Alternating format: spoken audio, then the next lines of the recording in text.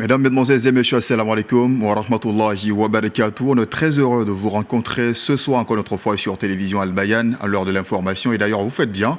Voici les principaux titres de cette édition. Les premiers pèlerins ivoiriens du Hajj 2026 sont rentrés ce matin à Abidjan après un mois en Terre Sainte. Environ 1000 fidèles ont marqué le début du retour du contingent étatique. On vous fait vivre leur arrivée à l'aéroport Félix Houphouët-Boigny dans ce journal. L'école islamique Hidayatul Nashirin de Yopougon a clôturé l'année scolaire 2025-2026 par une cérémonie de récompense des meilleurs élèves, une initiative visant à promouvoir l'excellence et renforcer le suivi parental. En Côte d'Ivoire, l'agriculture qui fait vivre plus de 60% de la population reste dépendante des pluies. Face au phénomène du changement climatique, l'ASCAD a organisé un séminaire sur la gestion de l'eau pour apporter des solutions durables aux problèmes.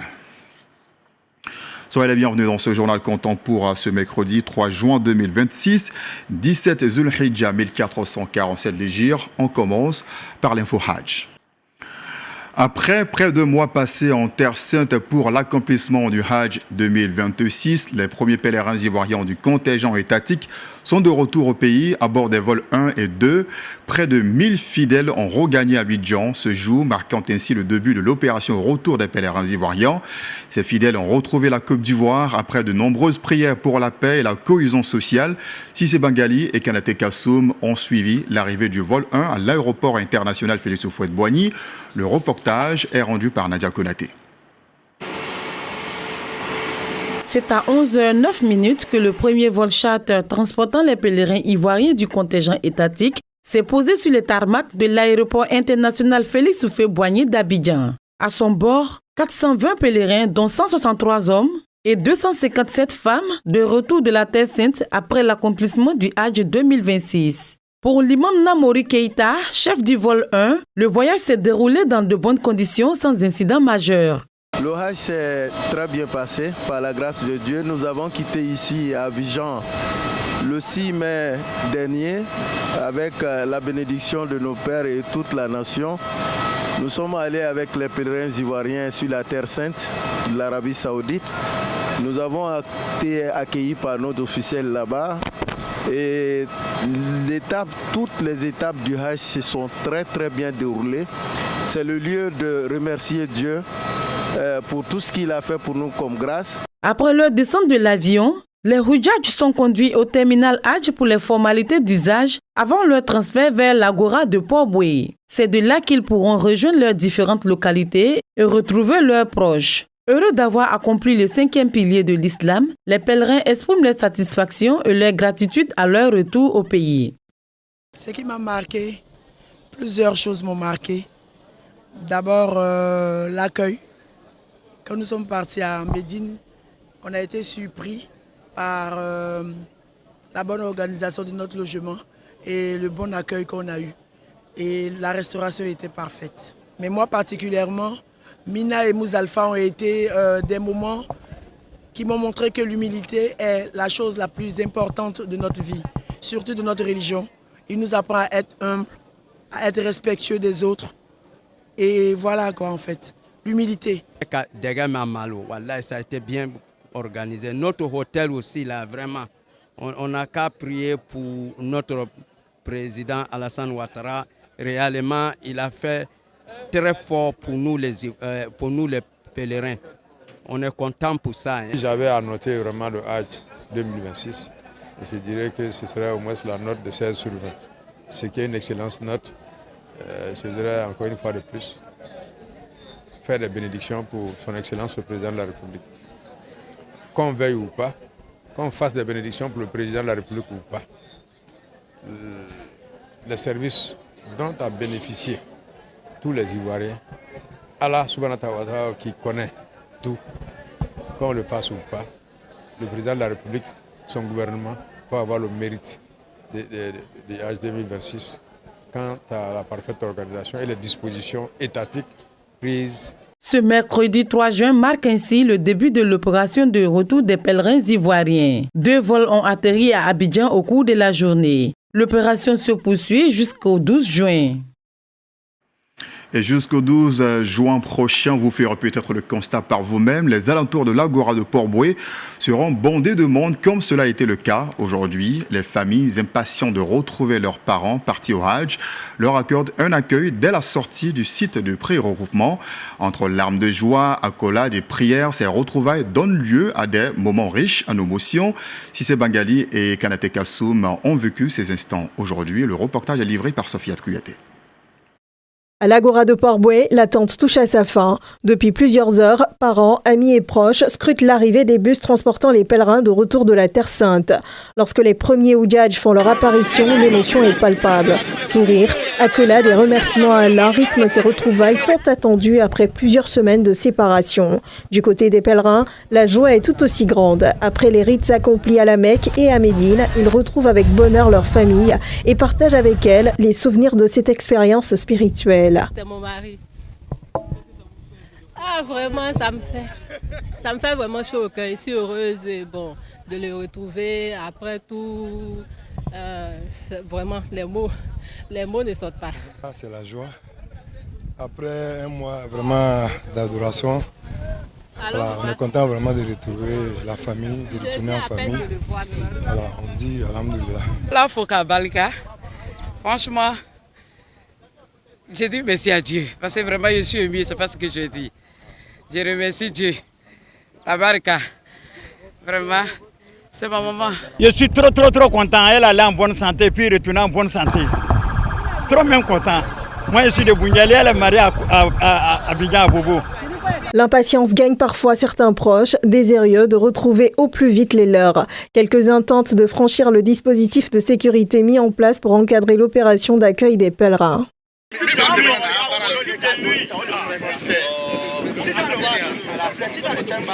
Ils sont là pour ça. Face à cette situation, la direction de la gestion des départs et retours appelle les parents à la patience et au respect des mesures arrêtées par le commissariat du Hajj. Objectif, garantir un accueil ordonné et permettre aux pèlerins de rejoindre leur famille dans de meilleures conditions. Après les retrouvailles et les dernières formalités, les pèlerins prennent finalement le chemin de leur domicile, heureux de retrouver les leurs avec dans leur bagage des bénédictions et des enseignements rapportés de la Terre Sainte. Et avant leur décollage pour Abidjan, les premiers pèlerins ont quitté dans la nuit du lundi au mardi l'hôtel Taj Pak de la Mecque en direction de l'aéroport international de Djeddah. Les Houdjadj repartent avec le sentiment du devoir accompli. Reportage signé Touré Ibrahim Major, Aïcha Toukone, nos envoyés spéciaux. On vous a déjà autorisé à avoir 40 kilos en soute. Donc vous montez avec 10 kilos. Et les 10 kilos, ce sont seulement dans le sac noir qu'on vous a donné. Ce qu'on appelle le trolley qu'on vous a donné. Dans le dehors du trolley, on n'a fait plus rien. Avant le départ, El Hadj Balo Daouda échange avec les pèlerins. Au centre des explications, le poids des bagages autorisés pour le voyage retour. Chaque pèlerin a droit à 40 kg en soute et 10 kg en cabine. Aujourd'hui, notre rôle, c'est d'aider nos parents à aller à Djeddah. Et comment cela se fait? Et 2 jours avant, ils ont déjà pesé les bagages, 40 kg par personne. Aujourd'hui, ils vont à Djeddah. Et le seul élément autorisé à bord des cars, c'est le trolley noir. En dehors du trolley noir, les instructions qui nous ont été données, c'est qu'ils ne prennent rien d'autre. Est-ce qu'on leur explique? Alors, quand ils ne comprennent pas, on les a leur expliqué. Ce n'est pas toujours facile, mais je crois que par la suite, à force d'explication, ils comprennent. Alors, ce qui est intéressant pour le vol 1, les autres vols descendent pour venir regarder. Donc, ça nous arrange dans la communication. S'ils vont en tirer toutes les leçons pour les autres vols. Après ces explications, les pèlerins embarquent progressivement dans les cars. Direction l'aéroport international de Djeddah. Pour beaucoup, c'est l'heure du bilan après plusieurs semaines passées sur la Terre Sainte. J'ai pu faire le Hajj vraiment comme j'espérais qu'il se passe. Donc, on va dire Alhamdoulilah. Quelque peu triste aussi, parce que je ne sais pas quand je vais pouvoir remettre les pieds ici encore. J'espère que Dieu me facilitera le retour ici bientôt, très bientôt, Inch'Allah. Mais dans l'ensemble, on va dire Alhamdoulilah, parce que Dieu a vraiment facilité toutes les différentes étapes, depuis Médine jusqu'à ce qu'on arrive ici, le Hajj en lui-même, les différents Umrahs, franchement, Alhamdoulilah. Dans l'ensemble, ça s'est bien passé. C'est bien passé, je suis satisfaite en tout cas. Le mot-clé pour moi, c'est satisfaction. Tout est organisé bien, tout est bon, on est content avec encadreurs. Ils sont très bons, ils sont très bons. On a fait tout. Dieu merci, j'ai touché tout. J'ai touché tout, je suis content pour ça. Ce premier départ marque le début de la phase retour des pèlerins ivoiriens. Les vols retour se poursuivront jusqu'au 12 juin 2026. Ces nouveaux Oudjadj repartent à Abidjan avec dans les cœurs des souvenirs inoubliables et l'espoir de revenir un jour accomplir à nouveau ce 5e pilier de l'islam. Et pour préparer ce retour à la maison, les Oudjadj ont fait le tour des magasins pour s'acheter des souvenirs et également des cadeaux pour leurs proches. Nos envoyés spéciaux, Aïchatou Koné, Ibrahim Touré Major, ont suivi quelques-uns d'entre eux. C'est ainsi depuis un moment, chaque pèlerin qui revient à l'hôtel porte toujours un colis, des affaires achetées pour soi ou des souvenirs à offrir à des amis ou à des proches. Ils sont également dans les magasins, de jour comme de nuit, des articles à emporter avec soi à la fin de ce voyage hautement spirituel. Là du bon, c'est un voisin qui m'a dit de payer ça pour lui. Et je suis venu payer aussi des chapelets pour les fidèles de ma mosquée. Même si tu as acheté en Côte d'Ivoire, voilà, que tu les as donnés, bon, d'autres vont trouver que bon, n'ont pas la joie de ça. Il faut que ça dise que, voilà, que ça vient de la Mecque. J'ai pris des boubous marocains, voilà, de plusieurs qualités. Les enfants, les amis, moi-même, les petits frères, les cousins, les cousines. Dans les magasins, les articles les plus prisés pour offrir aux amis et aux parents sont les tapis de prière, les boubous, les chapelets, mais on n'oublie pas de se faire également plaisir. Pour moi, j'ai pris une montre à Rolex, mon niveau aussi en a pris, et voilà. Certains se retrouvent plus dans le marché traditionnel avec un vendeur à la criée dont le prix attire. Dans ce marché improvisé, on y trouve toutes sortes d'articles, des vêtements pour femmes et enfants, des chapelets, du henné et bien d'autres. Toutes ces marchandises sont bien disponibles en Côte d'Ivoire et souvent en moindre coût. Mais c'est la valeur sentimentale due à son origine mécois qui encourage les Hadja et l'Hadji à acheter sans trop calculer. Dernière information dans ce chapitre consacré au Hajj, des agents de la douane ivoirienne ont également été enregistrés parmi les pèlerins ivoiriens réunis au sein de la Comudo, entendez par là, communauté musulmane des douanes. Ils ont récité l'intégralité du noble Coran pour implorer les faveurs d'Allah subhanahu wa ta'ala dans leur vie et celle de l'ensemble des membres de l'organisation. Ils ont également prié pour la paix et la stabilité en Côte d'Ivoire. Touré Ibrahim Major et Aïchatou Koné nous en donnent plus de détails. À travers cette lecture du Saint-Coran à la Mecque, la communauté musulmane des douanes veut exprimer sa gratitude à Allah pour avoir facilité le parcours du pèlerinage à ses membres. Et ils sont très honorés de prendre part au Hajj et à cette cérémonie de bénédiction qui leur est dédiée. Le Seigneur nous a appelés et nous avons répondu à son appel. Nous bénissons également son nom parce qu'il nous a facilité tous les rites du Hajj. Nous prions Dieu à ce que notre Hajj soit agréé, que Dieu absoute tous nos péchés, qu'il nous gratifie du paradis. On ne peut qu'être heureux, on ne peut qu'être fier de ce choix divin, de ce choix spirituel. Nous n'avons rien donné de plus que ceux qui n'ont pas encore eu l'opportunité de faire ce voyage-là. Mais si Dieu, subhanahu wa ta'ala, a voulu maintenant mettre son choix sur nous, en cette belle opportunité, nous ne pouvons que lui dire merci, lui témoigner notre gratitude et notre reconnaissance. Dieu s'exprime à travers les gens. Et c'est pour ça que nous n'hésitons pas à toujours dire merci à nos autorités qui font mains et pieds pour que cela puisse être. Le Saint-Coran a été récité dans son intégralité, également pour implorer les grâces d'Allah subhanahu wa ta'ala sur l'ensemble de la douane ivoirienne, mais également pour la stabilité et la paix en Côte d'Ivoire. Selon l'aumônier de la Comudo, l'imam Moumoun Dramé, la Mecque est la terre du Saint-Coran et il faut mettre son séjour à profit. Vous savez, dans notre foi en tant que musulmans, Dieu nous donne beaucoup d'enseignements et dans ces enseignements, nous retenons que la Mecque est unique au monde ou dans l'univers. C'est une source de bénédiction comme dit le Coran et quand on vient à la source même de la bénédiction qu'est la Mecque, avec cette générosité de Dieu, voisin de la Kaaba. Et c'est une occasion en or pour nous, pour la communauté musulmane des douanes. Et nous avons trouvé bienséant d'organiser une prière avec tous les pèlerins de cette année. Cette troisième édition de la lecture coranique de la Comudo a bénéficié du soutien de l'AMIPASI, l'amicale des musulmans et paramilitaires de Côte d'Ivoire. Pour le Hajj 2026, ils sont une vingtaine de membres de la Comudo qui ont participé. Ici, en Côte d'Ivoire, on parle d'autre chose. À Divo, précisément, on revient sur la célébration de l'Aïd el-Kébir, commémorée le mercredi dernier. Lors de son serment, l'imam de la mosquée Al-Houda a appelé les musulmans à renforcer la solidarité mutuelle et à préserver la valeur religieuse. Il les a également exhortés à se détourner de la consommation de l'alcool et de la drogue. Le point avec Mariam de Corée.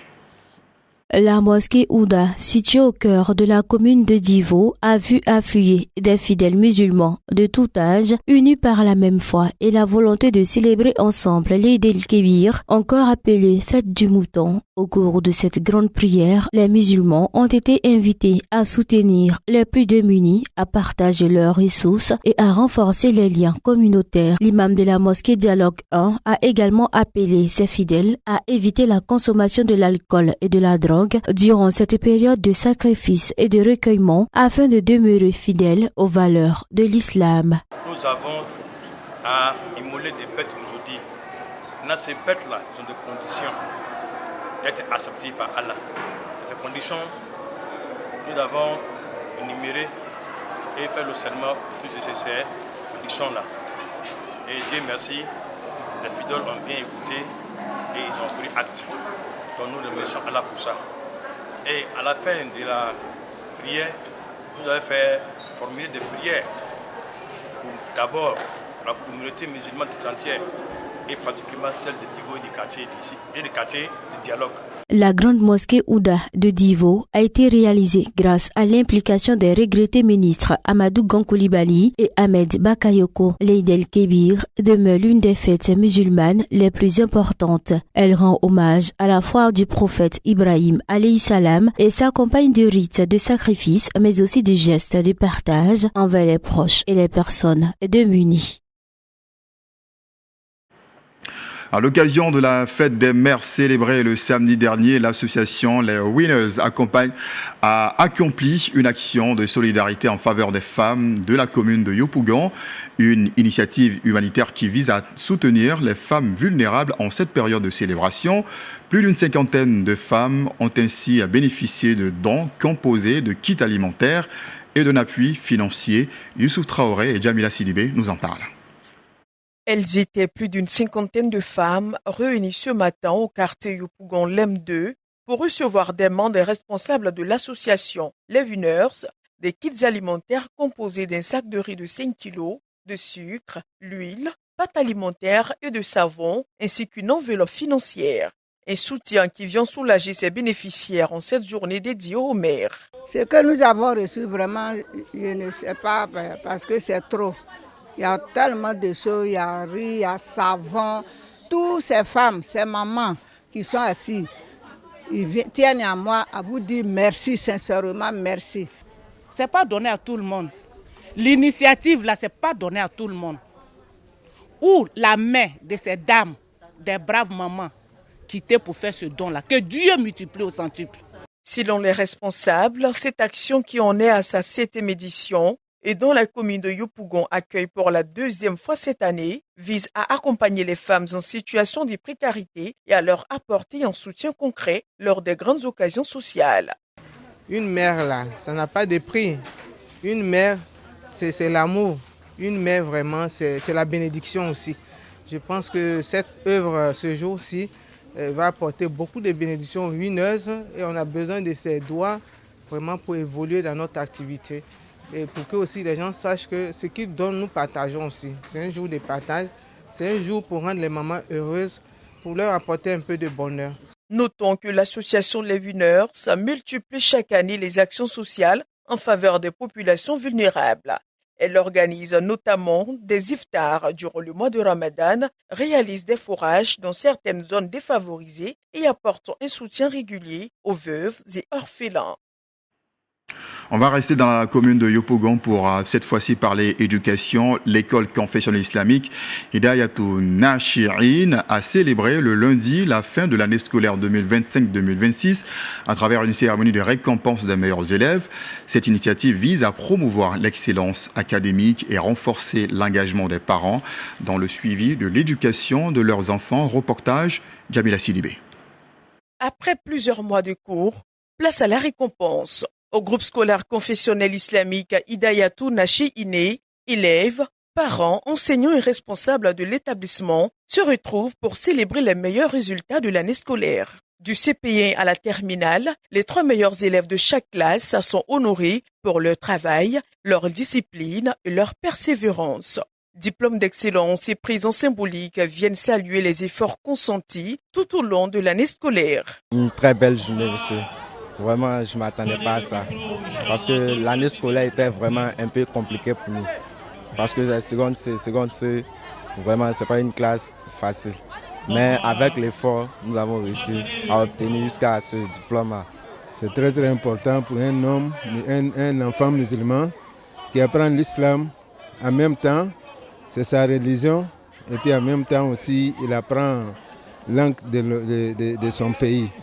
Au total, 45 élèves ont été distingués au cours de cette cérémonie. Pour les responsables de l'établissement, cette initiative vise à promouvoir la culture de l'excellence et à encourager les apprenants à maintenir le cap de la réussite. Nous avons initié ça juste pour encourager les apprenants et encourager aussi les parents d'élèves.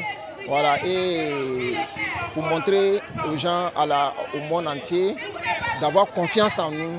Et d'avoir confiance en nous et de voir ce que nous faisons dans ce groupe scolaire Hidayatou. Bon, les enfants ils sont intelligents, mais le problème c'est que les enfants ont moins de suivi à la maison. Voilà, c'est un peu ce problème qui est là.